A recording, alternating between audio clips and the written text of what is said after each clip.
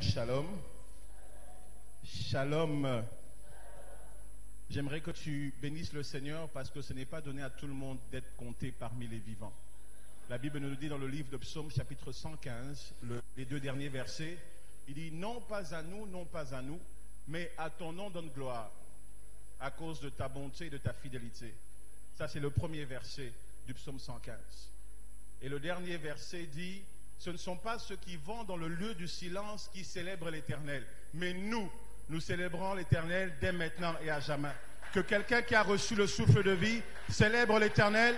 C'est un privilège d'être compté parmi les enfants de Dieu.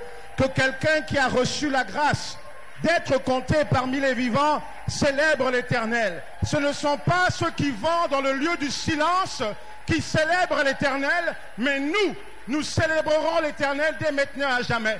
Et le psaume 150 dit ceci, que tous ceux qui respirent louent l'Éternel. Que quelqu'un acclame le roi de gloire. Alléluia. Oh, c'est une grâce d'être compté parmi les vivants. Pendant que vous restez debout, je vous invite à prendre vos Bibles. Nous allons lire le texte que l'Éternel a prévu pour nous en ce jour, qui se trouve dans le livre de Romains, au chapitre 12e. Romains, chapitre 12. Si vous y êtes, vous dites « J'y suis ». Ok, on attend ceux qui sont encore en train. Romains, chapitre 12, verset 1 au verset 2. Romains, chapitre 12, verset 1 au verset 2. Je lis au nom de notre Seigneur Jésus-Christ. « Je vous exhorte donc, frères, par les compassions de Dieu, à offrir vos corps comme un sacrifice vivant, saint, agréable à Dieu, ce qui sera de votre part un culte raisonnable. » Verset 2. « Ne vous conformez pas au siècle présent, mais soyez transformés par le renouvellement de l'intelligence, afin que vous discerniez quelle est la volonté de Dieu, ce qui est bon, agréable et parfait. » Parole du Seigneur. Nous prions au nom de Jésus. Tendre Père, nous te sommes reconnaissants pour ce privilège que tu nous accordes en ce jour d'être comptés parmi les vivants. Merci également pour ce privilège, non seulement d'être comptés parmi les vivants, mais d'être comptés parmi les enfants de Dieu. Car il est écrit que tous ceux qui ont cru en son nom, il leur a donné le pouvoir de devenir enfants de Dieu. Nous te rendons donc grâce pour ce privilège d'être tes enfants et pour cette grâce de nous retrouver dans ton sanctuaire pour t'adorer. Saint-Esprit de Dieu, nous avons besoin de toi. J'ai besoin de toi. Que ma bouche ne soit pas mienne, mais qu'elle soit la bouche du Christ. Que nos oreilles ne soient pas nôtres, mais que le Saint-Esprit nous parle à travers ses oreilles. Affecte-nous, impacte-nous par la parole du jour. Car il est écrit, donne-nous aujourd'hui notre pain de ce jour. Donne-nous donc aujourd'hui le pain que tu as prévu pour nous. Et ce, au nom de Jésus-Christ de Nazareth. Amen. Dis à celui qui est à tes côtés, sois le bienvenu dans la présence de Dieu. Car tu n'as pas choisi d'être à côté de la personne qui est à côté de toi.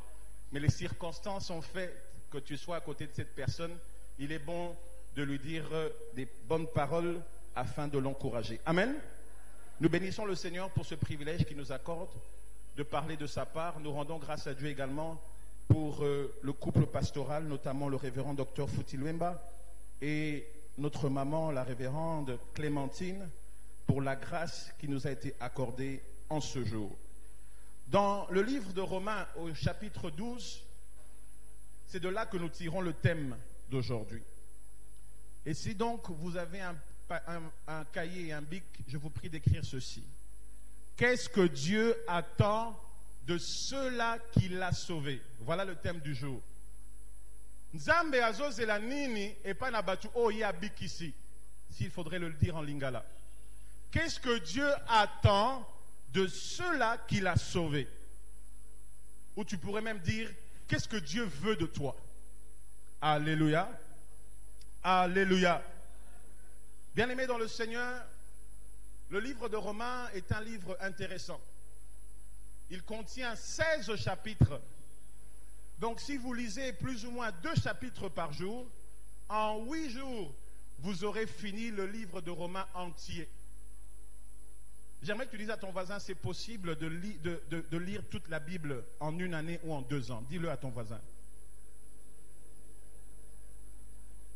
Le livre de Romains est particulier, il est très intéressant, ainsi que celui de Galates. Le livre de Galates nous résume la doctrine chrétienne, mais le livre de Romains le développe, nous donne des détails sur la doctrine chrétienne. Pour ceux qui se posent encore des questions sur la doctrine chrétienne, je vous invite à parcourir ces 2 livres, mais notamment le livre de Romains sur lequel nous nous penchons ce matin. C'est un livre fantastique, c'est un livre qui aiderait tous ceux qui la liraient à comprendre la doctrine chrétienne. Aujourd'hui, nous sommes dans un monde où il y a beaucoup d'églises, il y a beaucoup de religions, il y a beaucoup de doctrines, mais nous, enfants de Dieu, nous n'avons pas beaucoup de doctrines, nous n'avons qu'une seule doctrine. Alléluia. Le livre de Romains, je disais donc, nous permettra d'affermir ce que nous connaissons sur la doctrine chrétienne ou de découvrir ce qu'est la doctrine chrétienne. Je vous invite donc à le lire quand l'Éternel vous en donnera l'occasion. Dans le livre de Romains, au chapitre 12, celui que nous venons de lire, lorsque nous allons même jusqu'au chapitre 13, il nous enseigne comment les hommes, non seulement peuvent-ils être sauvés, mais aussi comment les sauvés peuvent-ils rendre un culte agréable à Dieu. Donc le texte que nous venons de lire est un enseignement en soi. Les 2 versets que vous et moi venons de lire tout à l'heure est un enseignement en soi. Il nous dit ce que nous devons faire en tant que sauvés. Que les sauvés disent Amen. Celui qui est à côté de toi, qui n'a pas dit Amen, constate qu'il n'est pas sauvé. Et donc tu dois tout faire pour qu'aujourd'hui il le soit au nom de Jésus. Bien-aimés dans le Seigneur, plusieurs fois nous venons à Dieu parce que nous avons des besoins. Plusieurs fois nous venons à Dieu parce que nous voulons que Dieu fasse quelque chose pour nous. Qui veut que Dieu fasse quelque chose pour lui? Soyons sincères. Pratiquement tout le monde, et ceux qui sont dehors, ceux qui sont au-dessus, ceux qui sont en bas. Même moi, je veux que Dieu fasse des choses pour moi. Ce n'est pas mal de désirer que Dieu fasse des choses pour nous. Et comme vous avez levé la main, si je me mettais à poser la question, on passerait toutes les heures. Parce qu'un tel dira, moi je veux que Dieu m'aide à trouver une bonne femme. L'autre dira, moi je veux que Dieu m'aide à trouver un bon mari. L'autre dira, moi je veux que Dieu m'emmène de locataire à propriétaire de maison. Quelqu'un te dira, moi je veux seulement que Dieu me donne une moto. On a tous des besoins et des désirs différents. Et Dieu n'est pas étonné de nous entendre lui demander certaines choses parce qu'il est un Père responsable. Alléluia. Et ce que nous lui demandons conformément à sa volonté, il nous le donnera. La Bible dit, il donne le pain en sa saison. Alléluia. Vois l'autre recevoir ce qu'il attend, ne murmure pas. Sache que Dieu donne le pain en sa saison. Dis à ton voisin, Dieu donne le pain en sa saison. C'est pas mal de désirer des choses. Mais ce matin, laissez-moi vous dire que Dieu aussi, il attend quelque chose de nous. Oui, c'est vrai, je veux, Seigneur, que tu fasses ceci pour moi. Je veux, Seigneur, que tu me donnes ça. Je m'attends à une promotion. Je souhaite que, Seigneur, vraiment 2021, s'il a été, visite-moi. Oui, je veux. Mais ce matin, j'aimerais te dire que Dieu aussi attend quelque chose de toi. Dis à ton voisin, Dieu attend quelque chose de toi. 2 questions majeures vont être... On va voir 2 questions majeures aujourd'hui. La première, c'est qu'est-ce que Dieu a-t-il fait pour moi? Et la deuxième, c'est qu'est-ce que Dieu attend-il de moi? Ou qu'est-ce que Dieu attend-il de ceux qu'il a sauvés? Voilà les 2 questions majeures que nous allons essayer de couvrir en cette matinée. 1, qu'est-ce que Dieu attend? Qu'est-ce que Dieu a fait pour moi? 2, qu'est-ce que Dieu attend-il de ceux-là qu'il a sauvés? Bien-aimés dans le Seigneur, on parle du sauvé. Et je crois, ou j'espère par la grâce de Dieu, tel que nous sommes ici, nous sommes tous sauvés. Je l'espère, mais je ne peux pas le garantir. Je ne peux pas garantir que toi qui m'écoutes ce matin par la grâce de Dieu, tu es sauvé.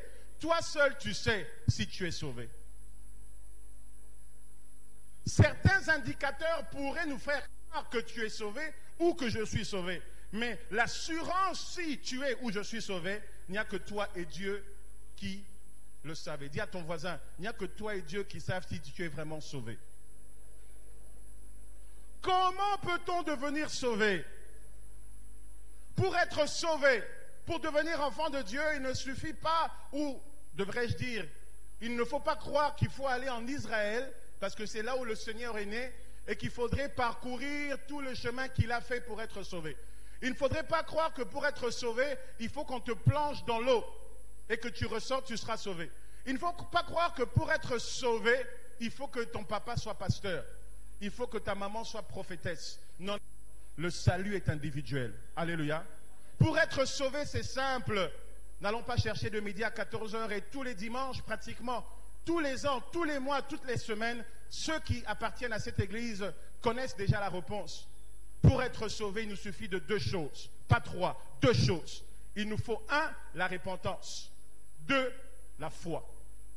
Voilà pourquoi on dit la repentance plus la foi sont la voie royale du salut. Pona kokota na bokonzi ya Nzambe esengeli osala kaka makambo mibale. Bwakisa masumu na yo, rejette le péché et accepte l'œuvre de la croix. Accepte que Jésus-Christ de Nazareth est mort pour toi pécheur et que grâce à lui, tu peux accéder au Père. La Bible nous dit dans Jean 14, 6, tu dis, je suis le chemin, la vérité et la vie. Nul ne vient au Père que par moi. Bien-aimés dans le Seigneur, nous sommes tous créatures de Dieu, mais nous ne sommes pas tous enfants de Dieu. Nous sommes tous créatures de Dieu, mais nous ne sommes pas tous enfants de Dieu. Sont enfants de Dieu ceux qui ont cru ou ceux qui croient en Jésus-Christ. En ceux qui ont cru en son nom, Jean 1,12, il leur a donné le pouvoir de devenir, on devient enfant de Dieu. Tu peux être choriste sans être enfant de Dieu. Tu peux être membre du protocole sans être vraiment un enfant de Dieu. Tu peux être prédicateur comme moi ce matin sans être enfant de Dieu. Sont enfants de Dieu ceux qui ont renoncé aux œuvres de la chair, c'est-à-dire au péché, et qui ont accepté l'œuvre salvatrice de la croix. Donc si je demande donc que faut-il faire pour être sauvé? 2 choses, lesquelles? Dites-les-moi. La repentance et la foi. Cela doit être ancré dans notre esprit, dans notre âme. Il n'y a pas d'autre chemin. Il n'y a qu'un seul chemin et son nom est Jésus-Christ de Nazareth. Les sauver. Pourquoi faut-il être sauvé? Parce que, bien-aimé dans le Seigneur, si tu n'es pas sauvé, au jour du jugement dernier, tu vas grincer des dents. Si tu n'es pas sauvé, tu connaîtras ce qu'est la géhenne, le feu éternel. Si tu n'es pas sauvé, tu ne connaîtras jamais, tu ne goûteras jamais au paradis. Car si tu rates le ciel, tu ne rateras pas l'enfer. Dis à ton voisin, si tu rates le ciel, c'est sûr, tu ne rateras pas l'enfer. Ah oui, il faut qu'on se le dise. Certaines personnes ont une pensée erronée. Ils croient que c'est parce qu'ils chantent bien. Ils croient que c'est parce qu'ils servent Dieu depuis qu'ils sont tout petits. Ils croient parce qu'ils donnent leur dîme. Ils croient parce qu'ils achètent des vêtements peut-être au pasteur. Ils croient parce qu'ils font des aumônes que cela suffit pour être enfant de Dieu. Non, non, non, non, non. Car voyez-vous, Cornelius dans Acte 10, lui aussi faisait toutes ces choses. Il était même visité par les anges. Mais Dieu a vu que cet homme, s'il ne donnait pas sa vie à Jésus, malgré les bienfaits qu'il ferait, il ne serait pas sauvé. Il ne te suffit pas de faire du bien, il faut que tu sois sauvé. Dis à ton voisin, il ne te suffit pas de faire du bien, il faut que tu sois sauvé. Et pose-lui la question, es-tu sauvé? Mon frère, ma soeur, le plus important, c'est le salut de ton âme. Marc 1,15 nous dit, nous devons nous détourner de nos mauvaises voies et regarder à Jésus-Christ. Jean 3,16 nous dit, Dieu a tant aimé le monde qu'il a donné son Fils unique, afin que quiconque croit en lui ne périsse point, mais qu'il ait la vie éternelle. L'autre fois, la régie des eaux allait couper l'eau chez moi à la maison, et ils ont donné un préavis. En fait, c'était une coupure qui ne devait pas arriver, mais elle est arrivée. Ils ont fait le préavis. Et j'ai donc fait de mon mieux pour qu'il n'y ait pas coupure. Mais au moins, ils m'ont averti. Et il y a quelques années également, quand j'étais encore en ville, une fois, j'ai eu un préavis pour coupure d'électricité. Il a dit, ah, pasteur, il y a un préavis et beléboué. Moi, il y a un détail exact. Mais ce que je veux vous dire, c'est quoi? C'est qu'au moins la SNEL et la Régie des eaux m'ont donné un prêt. Laisse-moi te dire, l'IWA appelle ça qu'un préavis. L'IWA abanga mutua munene te mutua mukusete. L'IWA ayoke la condition mote. L'IWA, la mort est l'ami de personne. Si aujourd'hui Dieu dans sa souveraineté décidait de reprendre ton âme, où passeras-tu l'éternité? Demande encore à ton voisin, es-tu vraiment sauvé? Et dis-le lui, si tu n'es pas sauvé, sois sauvé aujourd'hui. En te repentant du péché, dis-le lui, en te repentant du péché et en donnant ta vie à Jésus. Très bien. Donc aujourd'hui, ce message concerne les sauvés. Ceux pour qui Jésus est mort et qui ont accepté l'œuvre salvatrice de la croix. Et donc à la première question qui est, qu'est-ce que Dieu a-t-il fait pour moi? Voici quelques éléments de réponse. 1. Voici qu'est-ce que Dieu a fait pour moi. Dieu m'a aimé. Alléluia. Dieu m'a aimé et Dieu m'aime encore. Oh, je croyais que tu allais dire amen. Ah, donc vous, Dieu ne vous aime pas, hein? Dieu aime seulement le pasteur Chico. Dieu aime seulement la révérende Clémentine. Dieu aime seulement les pasteurs, hein? Est-ce que Dieu t'aime? Tu es sûr? Tu es sûr que toi là, comme tu es là, Dieu t'aime? C'est la vérité. Apocalypse chapitre 1 verset 5 nous dit ceci. À celui qui nous aime, qui nous a délivrés de nos péchés par son sang et qui a fait de nous un royaume des sacrificateurs pour Dieu le Père, à lui soit la gloire. Donc la première chose que Dieu a faite avant de faire de nous un royaume des sacrificateurs pour Dieu le Père, la première chose que Dieu a faite avant de nous délivrer de nos péchés par son sang, il nous aime. Dis à quelqu'un, Dieu t'aime. Oh, cette personne, ça fait longtemps qu'il a entendu que quelqu'un l'aime. Dis-lui, Dieu t'aime. Dis-lui à Tababoua Kishayo Nzamba Lingarayo. Il y a des gens qui pleurent, qui se morfondent parce qu'on les a plaqués. Il y a des gens qui se morfondent parce qu'on les aime plus. Même si on ne t'aime plus, il y a quelqu'un qui s'appelle Jésus, il t'aime. Et laisse-moi te dire une chose, l'amour de Jésus, il est vrai. Il est réel. Lorsqu'il dit il t'aime, il t'aime. Non, Dieu m'aime. Oh, je disais que Dieu t'aime aussi. Voilà ce que Dieu a fait. Il nous aime. Et ça, c'est une vérité que tu dois toujours garder dans ton cœur. Et toi qui m'écoutes et moi qui prêche, tant que nous allons garder que Dieu nous aime, on n'aura plus raison de faire certaines choses parce que Dieu nous aime. Dans Jean 3,16, on nous dit, Dieu a tant aimé le monde. On n'a pas dit Dieu a tant envié le monde. Il n'a rien à envier au monde, c'est lui qui l'a créé. On nous dit, il a tant aimé le monde. Et j'aime Ésaïe chapitre 43, à partir du verset 4. Je t'invite à le lire à la maison. La Bible dit ceci. Il dit, parce que je t'aime et que tu as du prix à mes yeux, je donnerai des hommes en rançon pour toi. Une déclaration d'amour sans faille. Dieu dit, parce que je t'aime et que tu as du prix à tes yeux. J'aimerais dire à quelqu'un, tu as du prix aux yeux de Dieu. J'aimerais dire à un homme ce matin, tu as du prix aux yeux de Dieu. Ne te laisse pas minimiser par ce qui t'arrive, mais sache qu'il y a quelqu'un, pas qui t'aimait, mais qui t'aime. Dans Ésaïe 43, on utilise le temps présent. Dieu dit, je t'aime. Alléluia. Alléluia. Dieu nous aime et c'est une vérité. Et c'est parce qu'il nous aime qu'il a fait quoi? Qu'il nous a donné son Fils. Mais pourquoi nous a-t-il donné son Fils? Il nous a donné son Fils parce que son Fils est le remède contre l'enfer. Son Fils est le remède contre les péchés. Le péché nous a séparés de Dieu. Le péché a créé un mur de séparation entre nous et Dieu. Le péché nous a éloignés de la présence de Dieu. Souvenez-vous dans Genèse au chapitre 3, Adam a désobéi au Seigneur et Dieu l'a chassé du jardin qu'il avait fait pour lui. Le plus grand ennemi de l'homme n'est pas le diable, mais c'est le... Mais grâce à celui qui est mort à la croix pour moi, je ne suis plus loin du Père, mais je suis dans le Père. Je suis dans le Fils. Je suis avec Dieu. Parce qu'il y a quelqu'un qui a payé le prix. Alléluia. Il m'a aimé, il m'a aimé. Béni soit son... Il m'a aimé, il m'a aimé.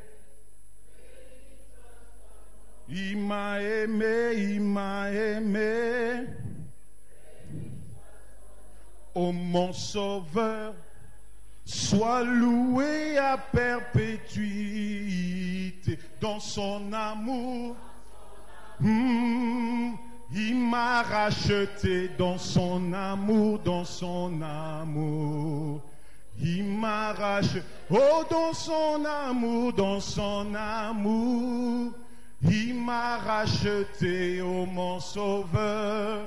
Sois loué à perpétuité. C'est-à-dire que lorsque Jésus-Christ est venu, nous avons célébré la Pâque le dimanche passé. Nul besoin de revenir sur le message du dimanche passé. Mais Jésus est mort à la croix pour toi, pour quelqu'un comme toi. Quand bien même tu étais pécheur, j'étais pécheur, Christ est mort pour nous. Et sa mort et sa résurrection nous a réconciliés à celui qui nous aime. Alléluia. Nous a réconciliés au Père. Voilà la vérité. Voilà ce que Dieu a fait pour nous. Dieu nous aime et Dieu nous a réconciliés à lui-même à travers son Fils. Voilà pourquoi nous avons aussi reçu le ministère de réconciliation, nous dit l'apôtre Paul. Bien-aimé, mon frère, ma soeur, Jésus-Christ s'est donné en sacrifice pour toi. Et il faut que tu réalises que ce que Jésus a fait à la croix n'était pas bénin. Je ne parle pas ici de taureau bénin. Ce que Jésus-Christ a fait à la croix n'était pas vain. La Bible dit, ouvre ta Bible, 1 Corinthiens chapitre 6, rapidement, s'il vous plaît. 1 Corinthiens 6, verset 20. Rapidement. Que nous dit la Bible? La Bible nous dit, est-ce qu'il y a quelqu'un qui a trouvé 1 Corinthiens 6, 20? La Bible dit, vous avez été rachetés à un. On a été rachetés avec des kwanzas, avec des dollars, avec des francs, avec des euros. Laisse-moi te dire que ton âme, elle a coûté très cher. Il a fallu que Dieu sacrifie son propre fils. Même toi qui as un enfant, si on te demande de sacrifier ton enfant, pour prouver que tu aimes quelqu'un, on te dit, ah, Soro Lingaranga, sacrifiez-moi Nanayo. Je crois que tu vas dire, sans effet au nom de Jésus. Mais la Bible dit, il nous a tellement aimés. Quelqu'un dirait même, on dirait qu'il nous a aimés plus que son enfant, parce qu'il a sacrifié son enfant pour nous. Est-ce que tu peux comprendre combien grand, immense, profond, large, long est l'amour de Dieu? J'aimerais dire à quelqu'un, Jésus-Christ est mort et il a payé un grand prix pour toi. N'oublie jamais cette vérité. La meilleure chose que tu as, mon frère, ma soeur, la meilleure chose qui te soit arrivée, c'est d'être enfant de Dieu, c'est d'être sauvé. La meilleure chose qui t'arrive, ce n'est pas d'être promu au travail. La meilleure chose qui te soit arrivée, ce n'est pas de posséder des biens matériels. La meilleure chose qui te soit arrivée, c'est d'être sauvé de l'enfer pour aller au ciel. Notre Dieu est bon. Alléluia. Je disais que notre Dieu est bon. Car le Seigneur Jésus nous a fait rentrer dans un régime. J'aime ce que Mamie il appelle le régime de la grâce. Nous qui ne méritions pas. 1 Pierre chapitre 2 verset 9. La Bible nous dit, vous au contraire. D'abord il dit, vous qui n'étiez pas un peuple acquis. Mais maintenant au contraire, donc maintenant au contraire, à cause de l'œuvre de la croix, votre statut a changé. Maintenant on dit quoi? Vous êtes un sacerdoce royal, une nation sainte, un peuple acquis. Donc à cause de Jésus-Christ, tu peux m'appeler Saint Michael. Alléluia. Il a payé un grand prix afin que mon identité change. Voilà pourquoi il mérite la gloire. Alléluia. Alléluia. Donc voilà. Qu'est-ce que Dieu a fait pour toi? 1, il t'aime. 2, il t'a réconcilié par lui, à lui, par son Fils Jésus-Christ. Et comme je l'ai dit tout à l'heure, il n'y a pas de meilleur cadeau que Dieu peut faire à un homme, si ce n'est de lui accorder le salut. Et j'aime ce statement, cette déclaration, 1 Jean chapitre 5 verset 12. C'est une phrase puissante. Celui qui a le Fils a la vie. Celui qui n'a pas le Fils n'a pas la vie. Comme qui dirait que le plus important c'est d'avoir le Fils. As-tu le Fils de Dieu? Oh, le plus beau jour de ta vie, ce n'est pas le jour de ton anniversaire, c'est le jour où tu as donné ta vie à Jésus. J'aimerais dire à quelqu'un que le plus beau jour de ta vie n'est pas le jour où on dit joyeux anniversaire, mais c'est le jour où Dieu t'a sauvé. Car si tu es devenu enfant de Dieu, voici la Bible dit, il s'en va préparer une place pour toi au ciel. Tu vivras éternellement. Tu ne connaîtras pas la chaleur de l'enfer parce que quelqu'un a accepté de mourir à la croix pour toi. Attaché, oh attaché, oh il a pris, il m'a délivré, attaché. Est-ce que tu réalises ce que tu es en train de chanter? Oh, attaché. Pas pour quelqu'un d'autre, mais attaché à la croix pour toi. Pour toi qui étais dans la sorcellerie. Pour toi qui étais dans la masturbation. Pour toi qui étais dans la prostitution. Pour toi qui étais dans la fraude. Il a pris ton péché. Mon péché, il m'a délivré. Crucifié. Crucifié à la croix pour... Et j'aime Galates chapitre 5, verset 1. La Bible nous dit, c'est pour la liberté que Christ nous a affranchis. Tu n'as plus besoin d'être esclave. Parce qu'il y a quelqu'un qui t'a affranchi du péché. Que celui qui a été affranchi du péché puisse glorifier le Seigneur. Alléluia. Notre Dieu est fidèle. Alors, voici notre deuxième question. Qu'est-ce que Dieu donc attend-il de nous? Après avoir vu ce que Dieu a fait de nous, il a donné son Fils. Il a sacrifié son propre Fils. Il a ressuscité d'entre les morts afin que nous puissions jouir des bénéfices de la croix. Nous qui jouissons des bénéfices de la croix, que devons-nous faire en retour? Car nous n'avons pas été sauvés pour nous asseoir seulement sur les chaises le dimanche. Nous n'avons pas été seulement sauvés pour venir à l'église. Mais nous avons été sauvés pour un but. Qu'est-ce que Dieu attend de toi et de moi qui est sauvé? 1. Ce que Dieu attend de toi. D'abord, laisse-moi te dire, Galates chapitre 2, verset 20. Prends ta Bible, rapidement. Galates chapitre 2.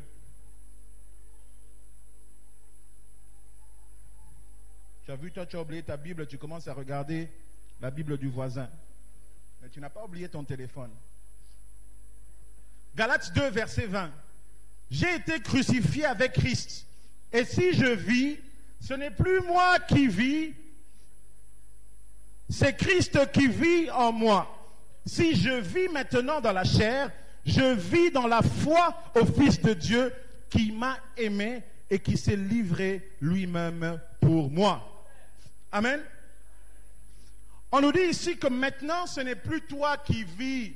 Si vraiment tu es enfant de Dieu, c'est normalement maintenant le Christ qui vit en toi. Donc ta vie, c'est la vie de Christ. Tu dois vivre en lui et tu dois vivre pour lui.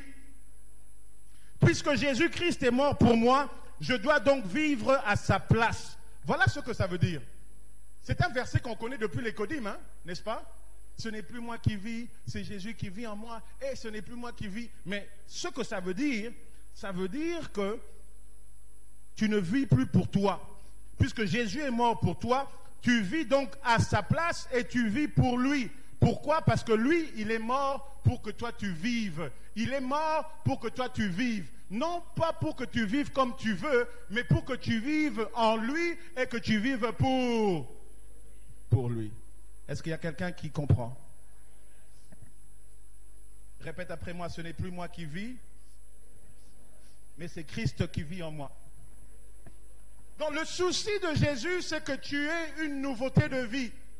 Que tu aies maintenant une nouvelle façon de marcher parce que tu n'es plus dans le monde, mais tu es devenu enfant de Dieu. Qu'est-ce que cela veut dire? Qu'est-ce que Dieu nous recommande? Et c'est là où nous nous appuyons sur Romains chapitre 12, le verset 1 et 2 que nous avons lu.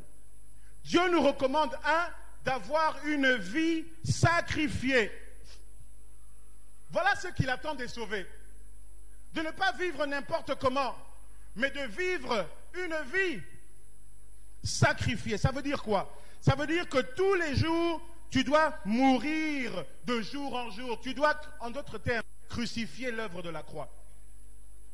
Vivre une vie sacrifiée, ça veut dire ne plus faire ce que tu faisais quand tu étais païen. Clouer à la croix ces habitudes, ces caractères, ces manies que tu développais quand tu étais encore mopagano, quand tu étais encore païen. Maintenant que tu es chrétien, ces caractères, ces habitudes, tu dois les crucifier à la... Tu dois mourir.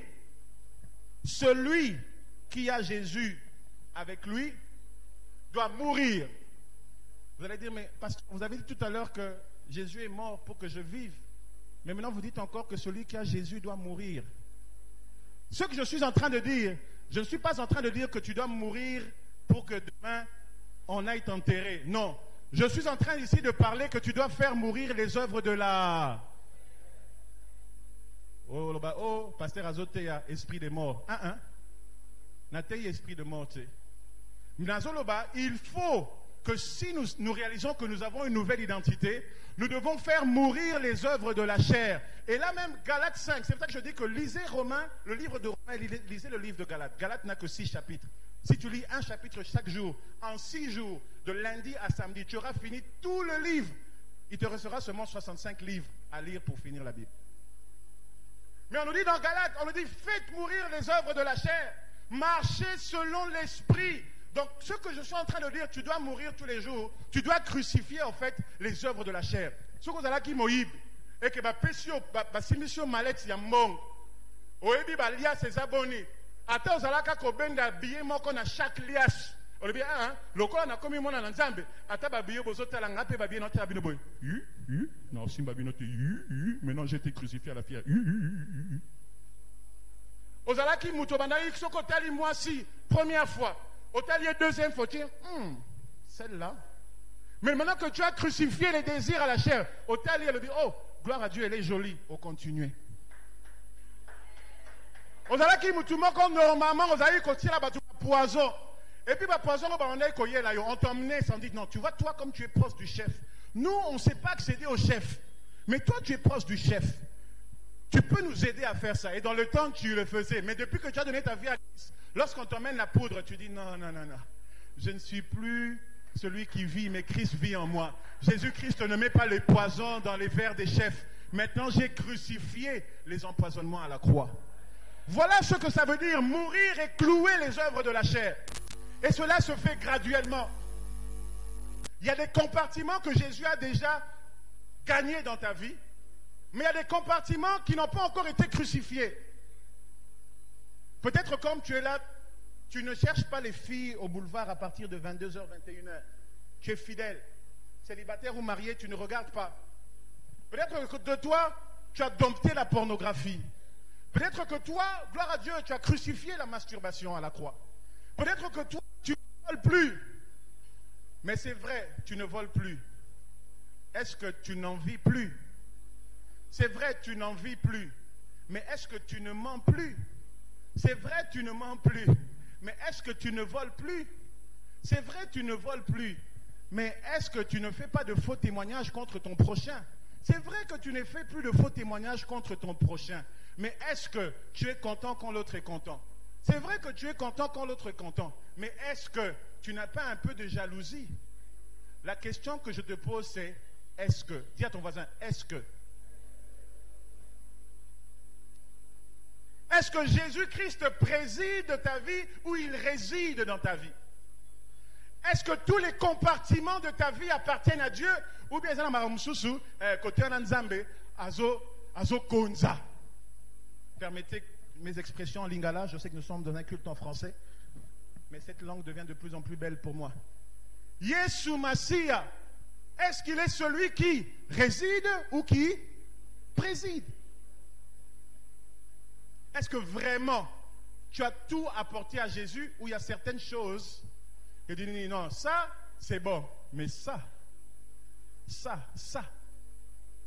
Voilà une vie sacrifiée, une vie qui cloue les œuvres de la chair à la croix.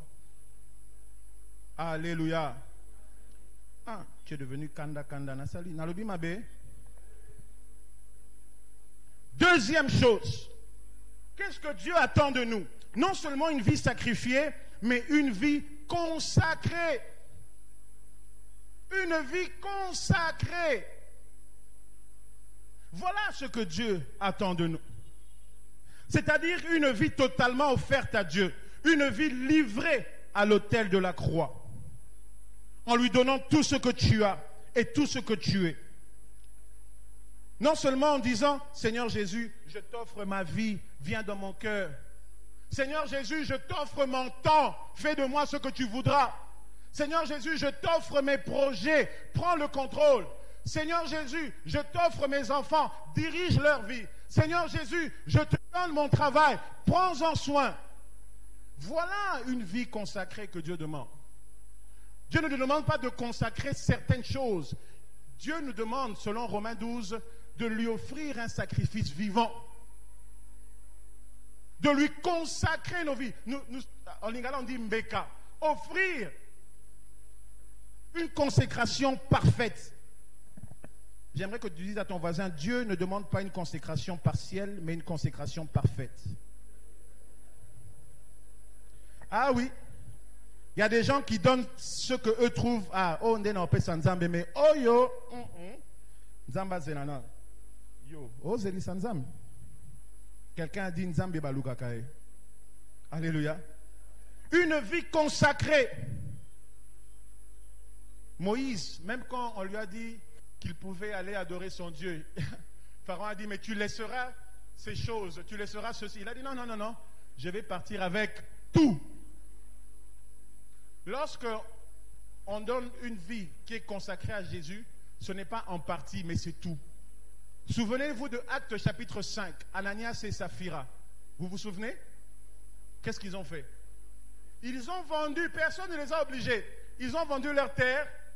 Et comme ils voulaient imiter ceux qui s'étaient consacrés totalement à Dieu, ils ont dit, bon, nous aussi on va faire comme tout le monde. Le cas là, c'est la norme. Ils étaient religieux, mais pas consacrés, religieux. Ils ont décidé d'offrir une partie caca. Pierre leur a dit, qui vous a montré comment mentir au Saint-Esprit? C'est l'une des histoires les plus effrayantes de la Bible. Dieu tue un couple en un seul jour. Le mari meurt, ensuite la femme meurt. Pourquoi? Parce qu'au lieu de tout apporter devant Dieu, ils ont apporté une partie. Dis à ton voisin, on ne se moque pas de Dieu.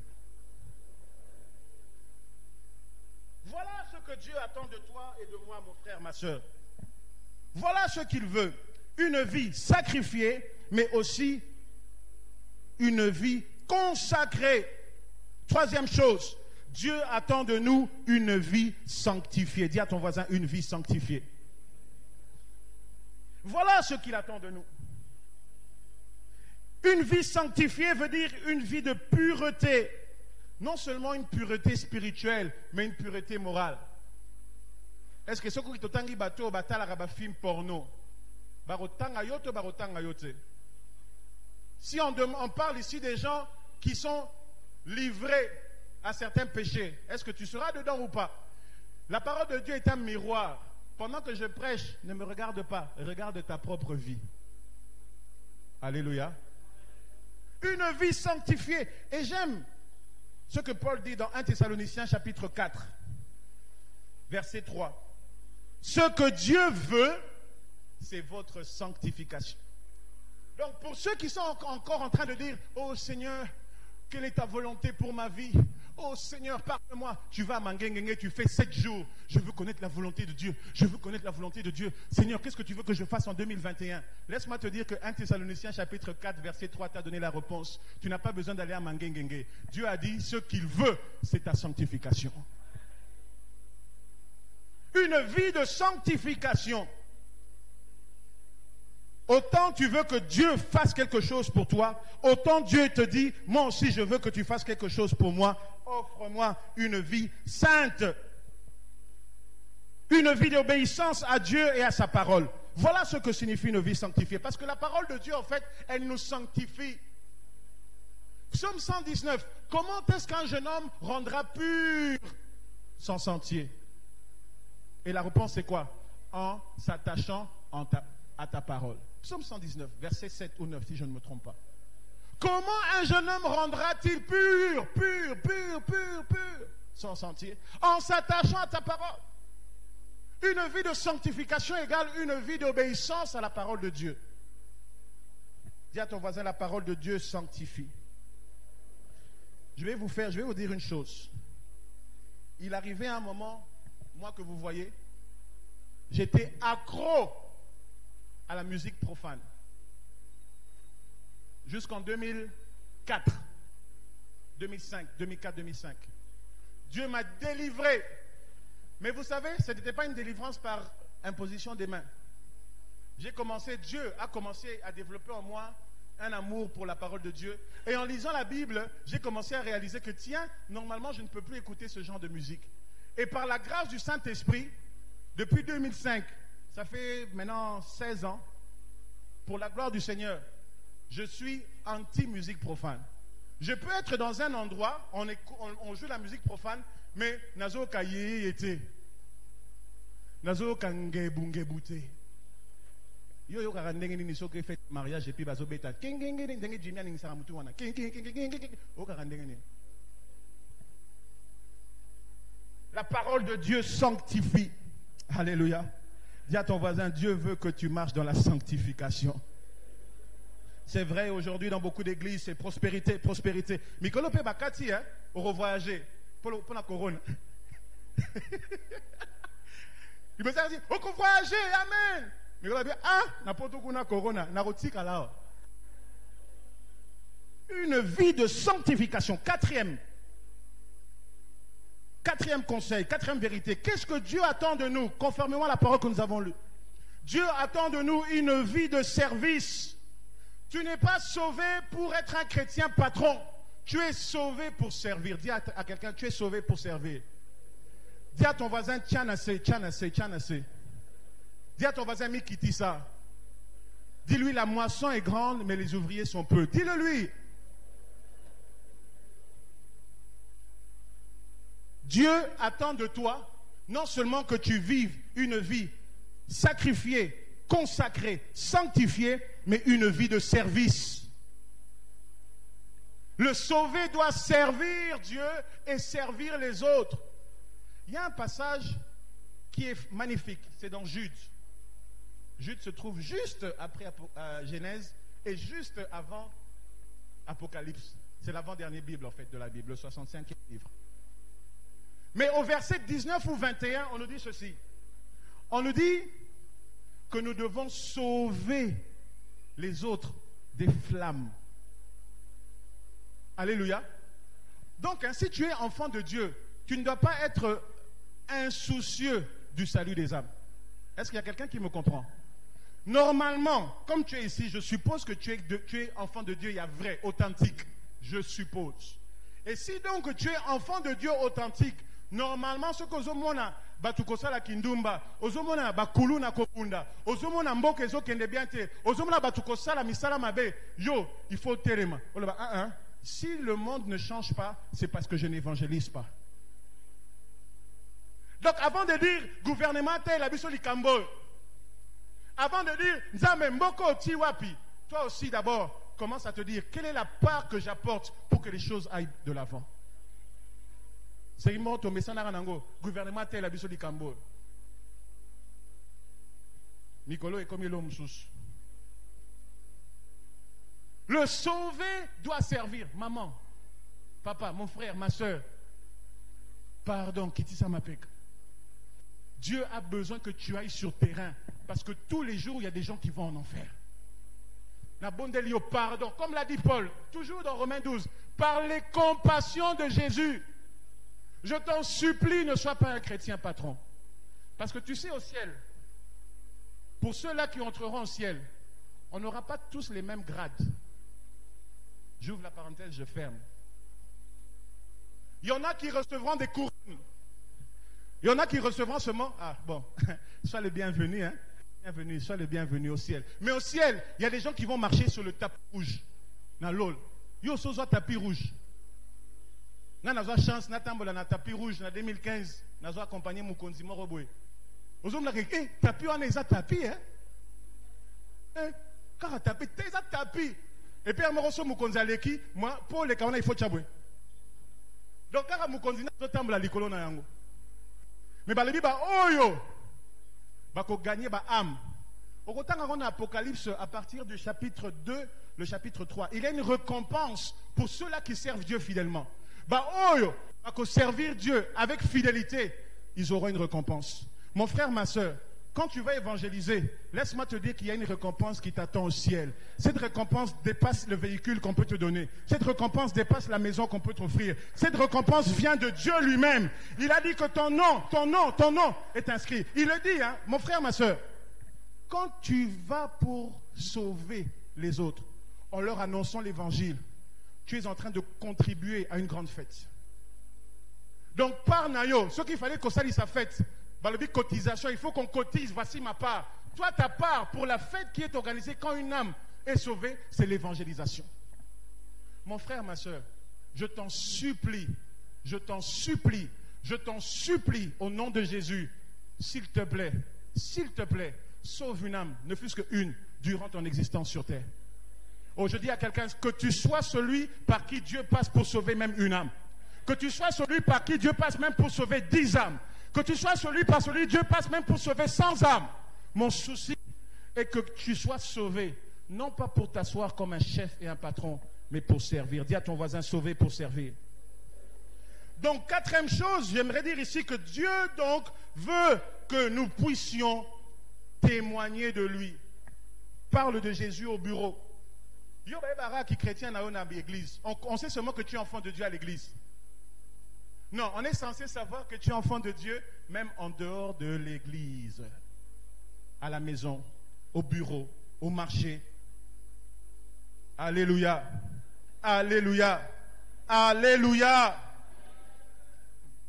Mon frère, ma soeur, j'aimerais ici te dire que tu ne dois pas être indifférent parce qu'il y a des gens qui vont en enfer, ils ont besoin de toi. J'aimerais ici conclure cette exhortation d'ici quelques minutes. Vous savez, hier, j'ai fait une expérience qui m'a fait réaliser combien les gens jusqu'au 21e siècle avaient encore besoin de Jésus. Alléluia. Alléluia. Hier, j'étais entré dans un embouteillage au niveau de Allée Verte avec mon épouse. Et pendant qu'on était dans l'embouteillage, une voiture nous cogne derrière. Je descends, je regarde au rétroviseur, je vois des silhouettes que j'aperçois. Quand je descends pour voir où est-ce qu'on m'a cogné, je vois 4 hommes avec des chemises noires et cols pastoraux. Je me dis, ah, pasteur, tout Mais lorsqu'ils descendent pour faire un constat avec moi, je fais un constat bizarre. Je réalise qu'ils ont non seulement tous des chemises noires, avec des pantalons, chacun a choisi ce qu'il voulait mettre, col pastoral, mais ils avaient tous des croix coupées en deux. Donc, au moins ils croient, hein? Mais ce qu'on bakati, tu vois, ils arabouettent. Ce qu'on croit na bango, croix ils ont 4 côtés. 1, 2, 3, 4. Bango ils ont 1, 2, 3. Donc, comme un T renversé. Bango tout balatiango. Je dis, tiens, ce n'est pas des gens que je pensais être. Et je regarde au niveau du volant. Je vois 2 photos. Un homme, un blanc avec beaucoup de cheveux, avec du sang sur le visage. Et une autre photo, femme. C'est là que je réalise que Bateau Bazar Batamisalama. Je dis, hé. Et ils n'étaient pas vieux, hein. Ils n'avaient pas plus de 40 ans. C'était des jeunes. Je me suis dit, oh Seigneur, ces jeunes sont rentrés dans l'occultisme. Je me suis dit, parce que sûrement, soit leur cœur a été endurci, ou on ne les a pas apporté l'évangile. J'ai commencé à prier avec ma femme de Allée Verte jusqu'au centre-ville pour dire, oh Seigneur, si les gens vont dans l'occultisme, ça veut dire que d'une part, c'est parce que nous ne faisons pas le travail que nous devons faire. Mon frère, ma soeur, au lieu de critiquer les gens qui sont dans l'occultisme, prie pour eux. Tu n'as pas le droit de critiquer quelqu'un pour lequel tu n'as jamais prié. Il y a des gens qui vont en enfer parce que tu ne fais rien. Dieu rendra à chacun sa récompense. J'ai eu mal de voir ces jeunes. J'ai eu très mal, très mal. Ils étaient jeunes. Mais tu pouvais voir qu'ils avaient l'impression de se suffire à eux-mêmes parce qu'ils appartenaient à un mouvement ou à un culte. Je referme la parenthèse. 5e chose que Dieu nous demande, et ça c'est très important, nous voulons chuter. Nous devons développer une vie de gratitude. Je dois vivre une vie de remerciement et non de comparaison ni de murmure. Mon frère, ma soeur, ce point est très important. Très, très important. Ce que Dieu veut, hein, ce n'est pas seulement que tu aies une vie sacrifiée, où tu crucifies les œuvres de la chair. Pas seulement que tu aies une vie consacrée, où tu te donnes tout en entier à Dieu. Pas seulement que tu aies une vie sanctifiée, où tu marches dans la pureté. Pas seulement que tu sois au service pour le salut des âmes, mais Dieu demande aussi que tu développes un caractère de gratitude et de reconnaissance. Parce que la Bible dit dans Jacques, il n'y a rien que nous avons que nous ayons reçu de Dieu. Je crois que tu allais dire Amen. Tout ce que tu as, c'est la grâce de Dieu. Je disais à quelqu'un, tout ce que tu as, c'est la grâce. C'est la grâce de Dieu. Ne te plains pas. Le sauvé ne se plaint pas. Le sauvé ne murmure pas. La sœur de Moïse a voulu murmurer. Dieu l'a frappé parce qu'elle n'a pas réalisé que ta murmure là, ce n'est pas plus grand que sortir d'Égypte. Au lieu de rendre grâce parce que nous sommes sortis d'Égypte, nous murmurons parce que Dieu parle seulement à Moïse. Dieu l'a frappé. L'enfant de Dieu doit développer une attitude de reconnaissance. 1 Thessaloniciens chapitre 5 verset 18. Rendez grâce à Dieu en toutes circonstances. Rends grâce à Dieu parce qu'osa moukoussé, osa moulaïté. Rends grâce à Dieu parce qu'osa moulaï, osa moukoussete. Rends grâce à Dieu pour osa moutoumouinde, osa moundelete. Rends grâce à Dieu pour osa bois d'ébène, bois noir, osa métiste. Rends grâce à Dieu parce qu'osa métisse, osa moutoumoindouté. Rends grâce à Dieu parce que tu parles lingala, tu ne parles pas français. Rends grâce à Dieu parce que tu parles français, tu ne parles pas lingala. Rends grâce à Dieu parce que tu parles anglais, mais tu ne parles pas japonais. Rends grâce à Dieu en toutes ci. Dis à ton voisin, apprends à rendre grâce à Dieu. Quelqu'un se plaignait, oh, je n'ai qu'un enfant, vous êtes bien, vous avez 2 enfants. J'ai dit, yo, un enfant, il y a quelqu'un qui pleure pour avoir un enfant. Et tu envies des gens parce qu'ils ont 2 enfants. Et toi, tu murmures, tu dis, Seigneur, je t'avais demandé 4, mais je n'ai que 2. Oh, que Dieu nous pardonne pour l'ingratitude. Seigneur, je veux une voiture. Il y en a qui n'ont pas de pied. Seigneur, je veux acheter une moto. Essaye la ranga à ta commerce. Il y en a qui n'ont pas de pied. Il y en a qui n'ont pas de main. Seigneur, je veux aller à Dubaï. Il y en a qui n'ont même pas, qui ne savent même pas c'est où. Tanganyo sotika.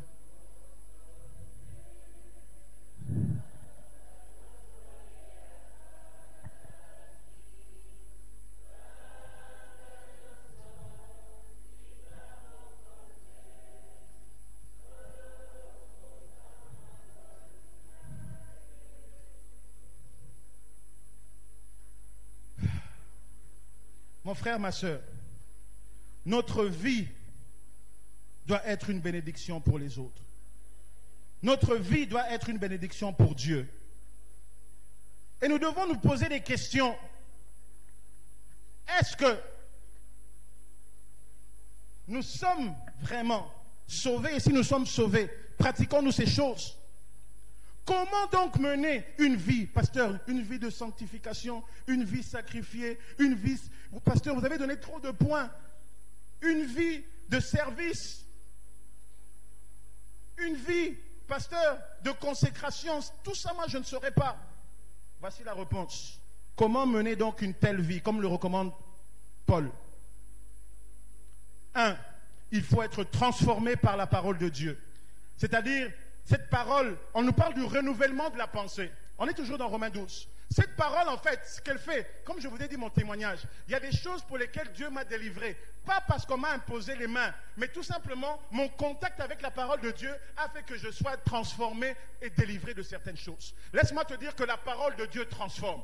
La parole de Dieu change. Le problème, c'est que le diable a compris que si le chrétien se met à beaucoup lire la Bible, au lieu de beaucoup lire WhatsApp, le chrétien va être transformé. Mais le souci, c'est quoi? Nous passons 4 heures sur WhatsApp et 0 minutes avec la Bible.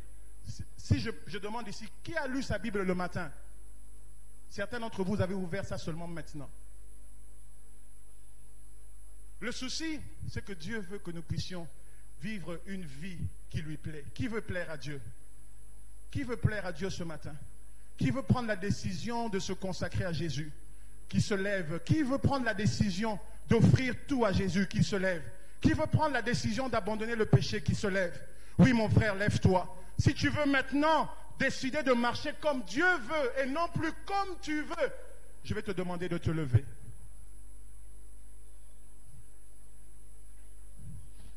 Ce message est une interpellation. J'aimerais ici que tu repasses en revue ce que l'Éternel nous a partagé. Car tu vois, il faut que tu cherches constamment à faire la volonté de Dieu. Et c'est possible de faire sa volonté. C'est possible de le glorifier.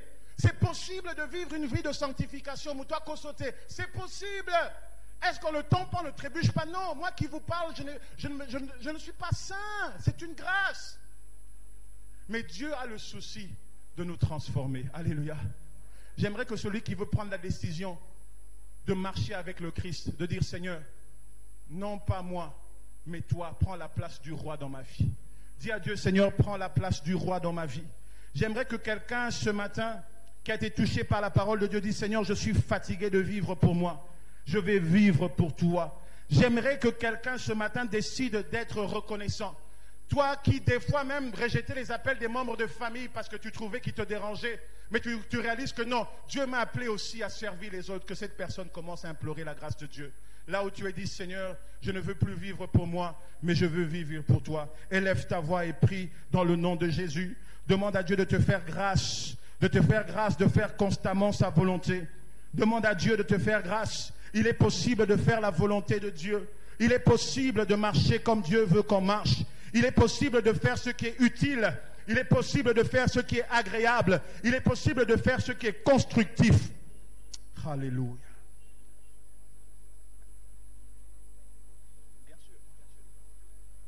Alléluia. Ferme tes yeux et prie dans le nom de Jésus. Prie là où tu es. Ferme tes yeux et prie là où tu es. Prie là où tu es. Prie là où tu es. Dieu parle tantôt d'une manière, tantôt d'une autre. Prie là où tu es, au nom de Jésus.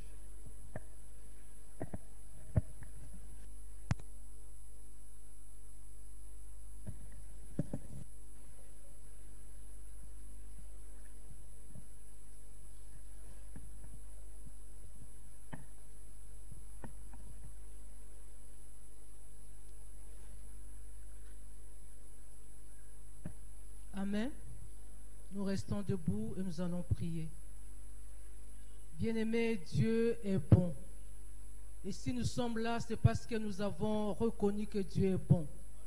Si nous sommes là, c'est parce que nous avons un jour cru que ce Dieu-là peut nous faire quelque chose pour nous. Et ce matin, bien-aimé, on vient de nous apprendre par cette parole puissante que Dieu attend quelque chose de nous. Ce que Dieu attend de nous, ce n'est pas quelque chose qui est impossible. Parce qu'il y a des gens qui vivent cette vie. Toi aussi, tu peux le faire.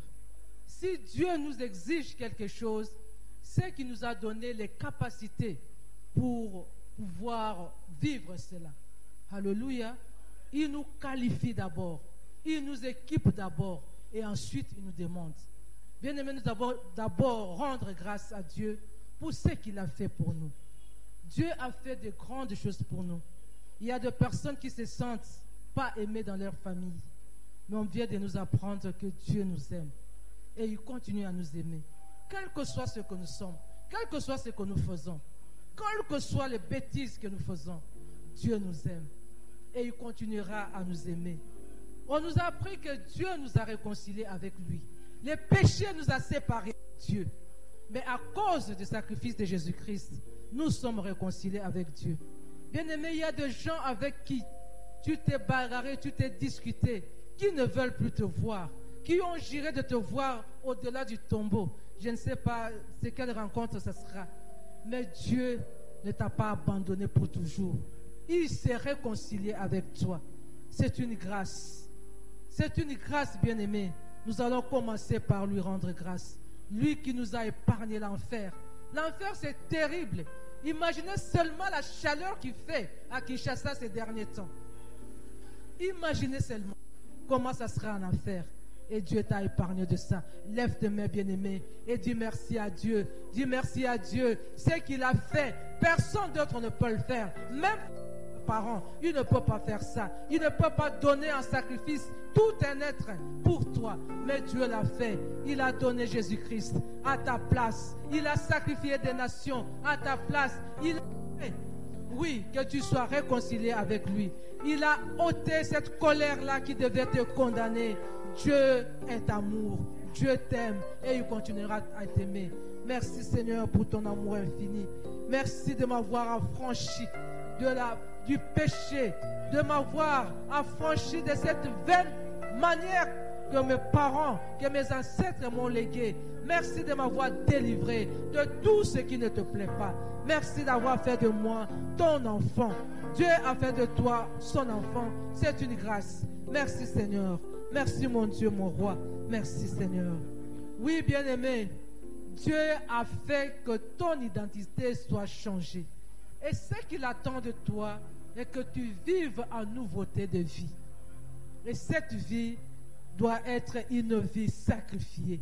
Lui qui a sacrifié Jésus-Christ, il veut que tu puisses sacrifier ta vie pour vivre pour lui. Christ est mort pour toi, toi vis pour lui.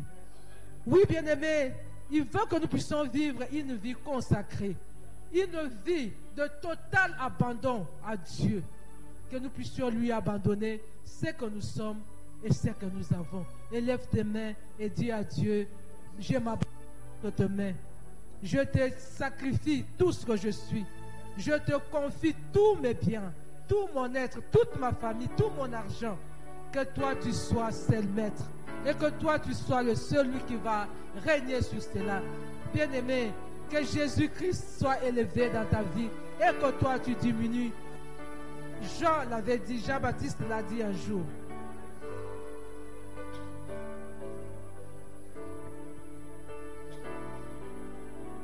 Seigneur, prends ma vie. Prends tout ce que je suis. Que servirait-il de gagner le monde entier s'il perdait son âme? Ma vie n'a de valeur que pour toi. Ma vie n'a de valeur que si toi tu règnes. Ma vie n'a de valeur que si toi qui contrôles. Ma vie n'a de valeur que car toi tu domines. Oui Seigneur, prends toute ma vie, toi toute ma pensée, domine au-dedans de moi et aide-moi à vivre pour toi. Bien-aimé, Dieu attend de nous une vie de sanctification, une vie sanctifiée. Oui, que ta vie soit comme une fleur, comme un parfait de bonne odeur pour Dieu. Parce que le péché sent mauvais devant Dieu. Le péché empêche Dieu de nous voir, de nous faire du bien. Nous attendons beaucoup de Dieu, mais le péché empêche. Dieu veut que nous menions une vie de sanctifié. Confie ta vie à Dieu. Dis au Seigneur, qu'à partir d'aujourd'hui, je vais haïr le péché et je vais vivre pour toi. Dis à Dieu, je vais vivre pour te servir. Dis à Dieu que je vais vraiment te servir. Élevons nos mains et prions le Seigneur.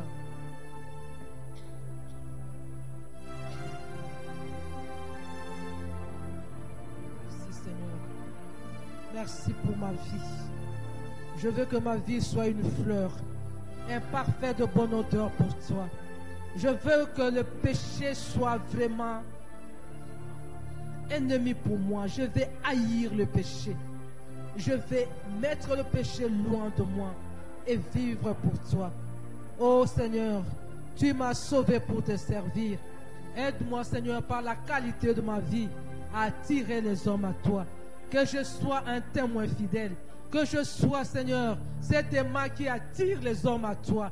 Parce que toi tu m'as sauvé. Tu m'as sauvé pour te servir. Bien-aimé, pour terminer, demande à Dieu que tu puisses vivre une vie de gratitude. Très souvent, nous regardons toujours à ce que nous n'avons pas encore. Nous sommes là à citer les choses que nous attendons de Dieu. Je vais avoir ceci. J'attends que Dieu fasse ceci. J'attends. Mais c'est que Dieu a déjà fait. Où est-ce que tu mets ça?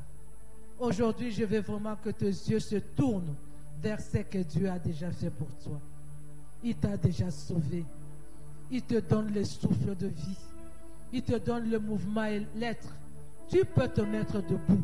Tu peux t'habiller décemment. Tu peux être dans sa présence. Tu peux avoir un peu de sous pour subvenir à tes besoins de chaque jour. Tu as une famille qui t'aime, qui te respecte. Bien-aimé, tu as une église où on te prêche la vérité. Parce qu'il y en a qui sont dans l'église où on les flatte, où ils ne font que s'aimer, s'aimer, s'aimer sans récolter. Mais toi, cette église, parole de vie dans ta vie, et cette parole qui produit de fruits en abondance pour ta transformation, pour que tu sois agréable à Dieu. Élève tes mains et dis au Seigneur, je te bénis pour cette église, je te bénis pour cette famille que tu m'as donnée, je te bénis pour toutes les opportunités que tu me donnes pour vivre, je te bénis d'avoir fait de moi une meilleure créature, je te bénis parce que tu me donnes la vie, la santé, le mouvement et l'air. Je te bénis parce que je suis ce que je suis. Oui, bien-aimé, quitte le camp de comparaison, quitte le camp des envies, quitte le camp de jalousie, quitte le camp d'imitation, quitte le camp de compétition. Vis une vie de contentement, une vie pour dire toujours merci à Dieu de ce que tu es, de ce qu'il fait pour toi, de ce qu'il te donne, de ce qu'il réalise avec toi. Dieu fait toutes les choses en son temps. Et ce qu'il fait en ce temps mérite la reconnaissance, mérite la gratitude. Dis merci à ton Dieu. Il est bon pour toi. Il est merveilleux pour toi. Merci Seigneur mon Dieu, mon roi. Alléluia. Bien-aimé, c'est la parole de Dieu qui va nous transformer. Demande au Seigneur que tu puisses vraiment aimer la parole. Que tu la tes jours, que tu ne vives que pour la parole, que tu ne fasses pas impasse la parole, que tes pensées sois rempli de la parole de Dieu, que tu ne respires que la parole de Dieu, que tu ne penses, que tu ne rumines que la parole de Dieu. Dis cela au Seigneur et mets la parole de Dieu au centre de ta vie. C'est elle qui va te conseiller, c'est elle qui va t'orienter, c'est elle qui va t'éclairer, c'est elle qui va te donner des initiatives, c'est elle qui va te conseiller, c'est elle vraiment qui va t'éclairer dans tes voies.